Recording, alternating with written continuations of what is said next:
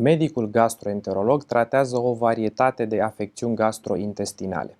Printre cele mai comune afecțiuni se numără boala de reflux gastroesofagian, sindromul de intestin iritabil sau colonul iritabil, precum și anumite boli intestinale inflamatorii.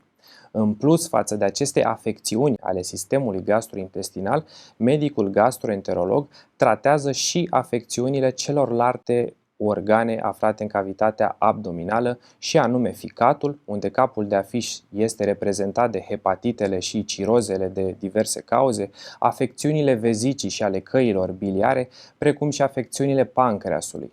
Ar fi de menționat că tot medicul gastroenterolog se ocupă și de diagnosticul și tratamentul malignităților tuturor organelor și sistemelor prezentate mai sus, respectiv de cancerul esofagian, gastric, colorectal, hepatic, pancreatic, precum și de diagnosticul și tratamentul polipilor gastrici și colonici. Trebuie reținut că toate cele menționate mai sus reprezintă o listă relativ scurtă de boli mai frecvente și că există o gamă largă de afecțiuni ce pot afecta sistemul gastrointestinal și care pot fi tratate de un gastroenterolog.